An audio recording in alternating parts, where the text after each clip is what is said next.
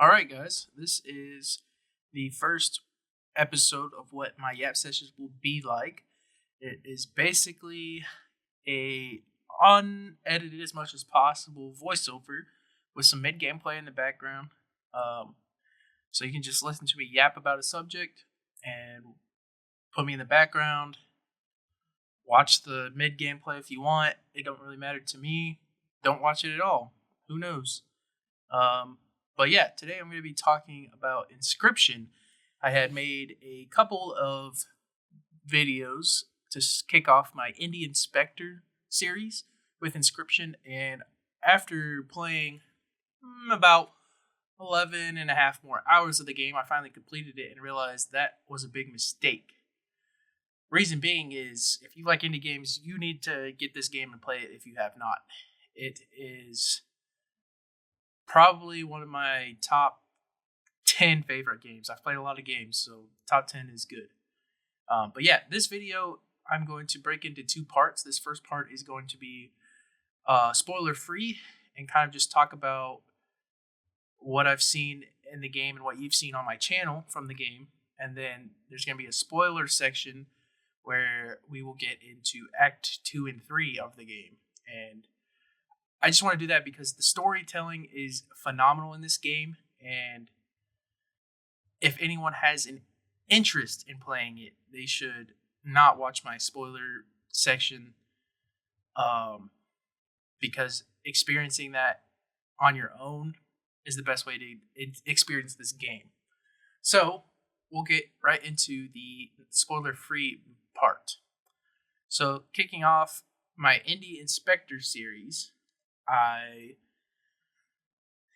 dove into this game on a recommendation from a good friend of mine and didn't know what to expect.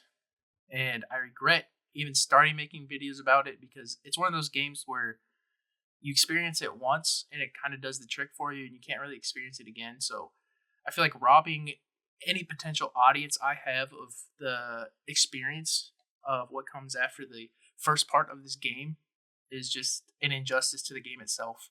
You should really pick it up and play it. I'm not sure how it operates on consoles, on Xbox or PlayStation, or even Switch. I think it's on Switch as well. But if you have a computer, it doesn't even have to be a very good one, and you want to check out an awesome indie game, check out Inscryption.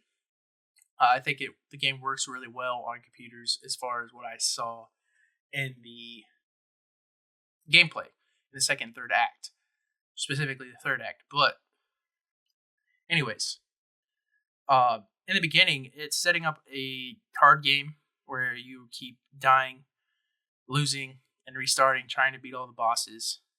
And it sets up the core gameplay mechanic of the game throughout.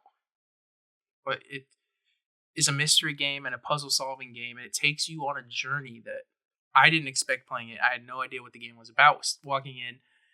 And that's exactly how the game should be experienced. You shouldn't experience the game on YouTube unless that's the only way you will be able to experience the game.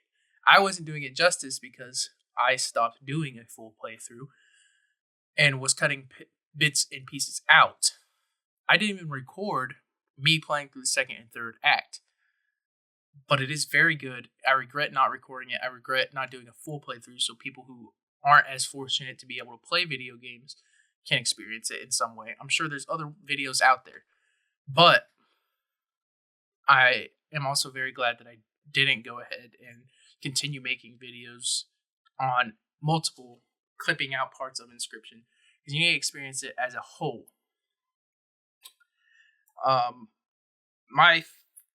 What I really liked about the game, I talked about in the last episode of Indie Inspector that I did. So you can check out those there, but I'll recap. I love that it's a deck building roguelike game. I love that the audio is so good and it gets even better in the second and third acts. I don't even remember what else I said in that video, but this is probably the extent of what the spoiler free will be because I'm going to very quickly get into the spoiler version.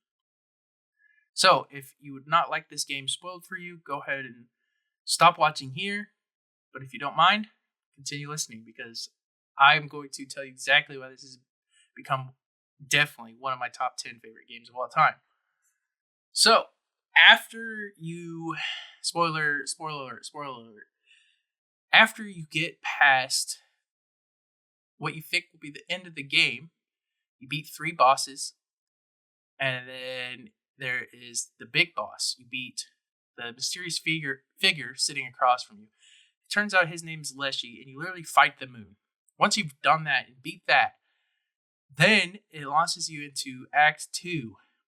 And how it does so is the little film roll that you collect by the advice of one of the cards is a recollection, not really a recollection, but recording evidence of a man.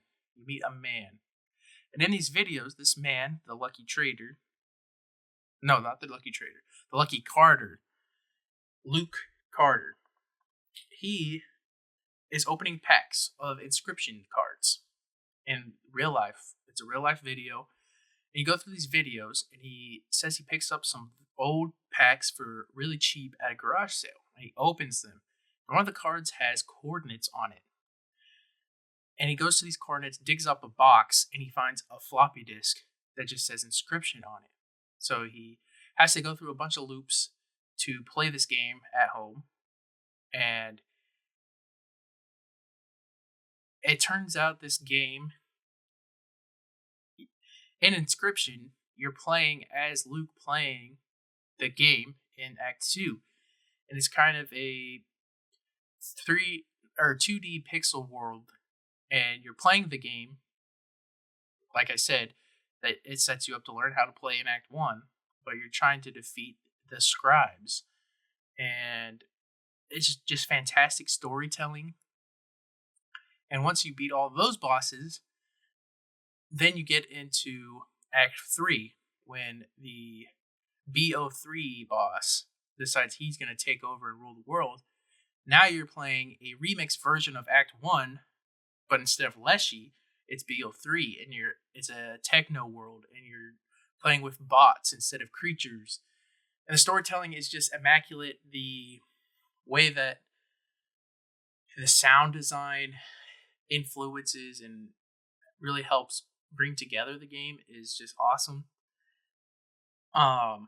Even one of the bosses, it has you pick files on your computer to put up as leverage against them, and it's really cool because there's one where it says if you lose or a creature dies, you create a creature based off of one of your files, and if it dies, that file will get deleted. But instead of deleting, because they can't legally do that in a game, they created a notepad file next to it that says you should delete it and follow the rules because we can't delete it. Anyways, it's just little things like that make this indie game so awesome. And then you're playing, and Leshy and the other 2 scribes are planning to overthrow BO3 before he can really take over the world. And they do that, and they delete Inscryption, the game. And so the whole outro of the game is deleting itself, but you're still trapped you're still playing it as it's deleting itself, and you get to face the other 2 scribes. It just really draws you in, because while all this is happening, there's the real life world that a story is taking place, and there's the mystery of a girl who worked for Game Funa, the company that created Inscryption, mysteriously passed away. But this happens to be the same girl that approached Luke at his home when he reached out to the company about this hard copy of the game. And anyways, yeah, long story short, once the game's deleted, then the girl shows back up at his house and kills him. But yeah, it's just really interesting storytelling, really hooks you in. Awesome designs, and a whole lots of twists and turns that I didn't see coming playing through it. So I feel like it'd be a disservice to anyone watching my videos about Inscryption to just have bits and pieces and not take in the story as a whole. So yeah, definitely, if you have the means to play the game, whether it's on console, PC. I think I enjoyed it a lot on PC because you get the little details like the files being deleted. I'm not sure if you get that on console, but check it out. It's not too expensive. If you can't afford it, I'm sure there's playthroughs you can find on YouTube that you can experience this awesome story like I did. Hopefully this video isn't too long and isn't as edited because I really want this to be a gap session. So if you liked more content like this, go ahead and leave a comment down below. If you enjoyed my mid gameplay, I'm glad you did. I probably had fun doing it, but I'm not that good. So